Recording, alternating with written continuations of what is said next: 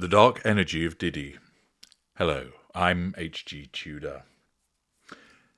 Many people have an involvement with a narcissist, or, less commonly, a psychopath.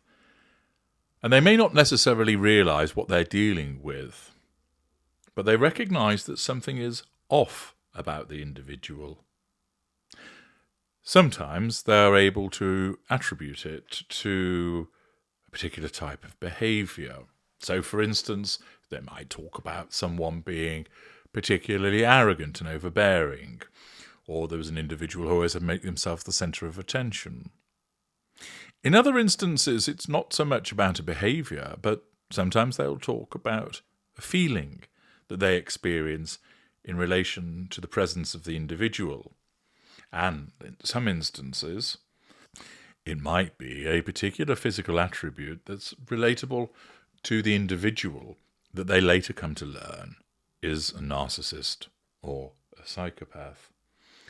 Here, from something called Sunday World, is an interesting interaction between a Canadian writer and P Diddy that occurred a few years ago, which, when looked at with fresh eyes, knowing what we now know about P Diddy, proves particularly interesting. The reporter explains a Canadian writer has revealed how he dodged a bullet when he rejected an opportunity to work with Sean Combs a few years ago. Best-selling author Douglas Century came close to taking on a project with the artist formerly known as Puff Daddy, who was arrested in New York recently and subsequently charged with sex trafficking, racketeering conspiracy, transportation, and engaging in prostitution. Century reveals how the job almost came to be after Diddy's representatives got in touch with his agent. My agent said, "Since you've written about the guy, I've got to throw your name in. I'd written some stuff and I've met him, so I wasn't offered it, but you go through this dog and pony show of being interviewed. But it was a recipe for fucking disaster," he explains. It was Christmas of 2018, and they said the writer would need to immerse himself fully and deliver the book by March 2019. That's 3 months away. The reputation I know about Diddy is that he's very mercurial. I write my own books, but that's a collaboration gig or a ghostwriting gig. You need access to the celebrity. And I immediately thought, this guy might just fuck off to one of his islands. I knew about the parties and stuff, so I absolutely said, no way. Now, pausing there, is his reluctance to be involved with P Diddy as a consequence of how he saw that it would be difficult to work with him by virtue of his mercurial status? Or was it that he passed judgment on P Diddy after he states, "I knew about the parties and stuff"? Is this another instance of somebody who knew what was really going on at these freak-off parties, said nothing at the time and revisited it later? Century is relieved that he made this decision in hindsight, following the wave of allegations made against the Bad Boy Records founder in recent weeks. If I had immersed myself for 3 months in his world, I have no doubt I would have seen these freak-offs.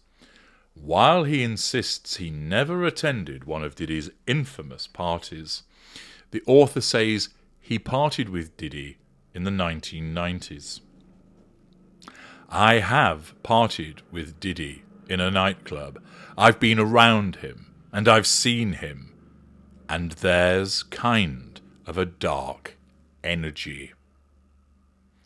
He shares how he was out with Prince and former MTV VJ Ananda Lewis 25 years ago, when Diddy and then girlfriend, intimate partner, primary source, Jennifer Lopez, strolled in.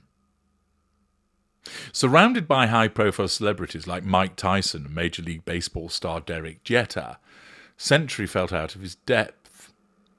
He remembers there being a crush of people who felt a gravitational pull to be near these elites, even though there was nothing interesting happening and no one was speaking. This is interesting, that obviously people want to be near these individuals because they're famous, but that's it. They're not being entertaining, they're not saying anything, there's nothing really interesting happening, yet people are still drawn, which of course makes it all the easier for the narcissist to seek what they require vis-a-vis the prime aims. The only thing that happened was the crush was getting so crazy that J-Lo said, "They're about to see the ghetto come out of me." Threat. Like it was just unpleasant, but I wondered, what do people think they're going to get from this brush with celebrity? What was going around with Diddy was just the most banal nothing. Century notes that Combs was wearing his signature sunglasses at the time, which he says concealed his dead eyes. At that same event, a very well-known African-American actor said to me that Diddy was trying to get in the movies. J-Lo, of course, became a huge movie star, and he said, Diddy's never going to be an actor. And I said, what do you mean? He said, he's always wearing sunglasses. You ever seen behind his sunglasses? And I said, yeah, he's got dead eyes. Acting is all in your eyes, you know. The great actors like Liam Neeson, it's in your eyes. He said he's got nothing in his eyes. One just has to watch the rapper's infamous apology video to ex-girlfriend Cassie Ventura, see parts pass him for the analysis there, which he posted on Instagram in May and took full responsibility for physically assaulting her, to see how awful his acting skills are. Now, pausing there. This is because it was false contrition, and because there's no emotional empathy with the narcissist that is P Diddy. His attempts to seem contrite failed, that people could see that it wasn't genuine.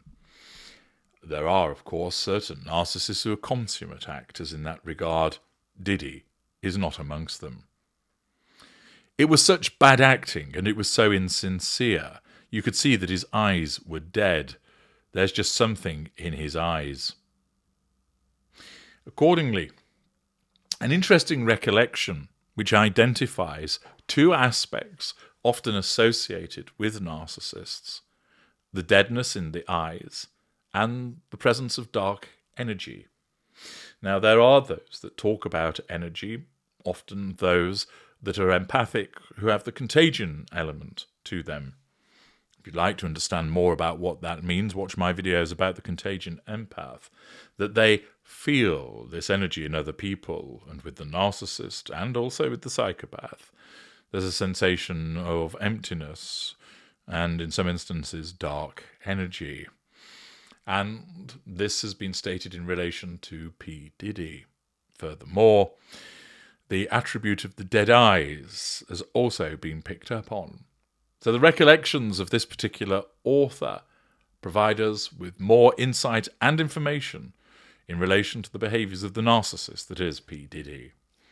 I'm H.G. Tudor. Thank you for listening.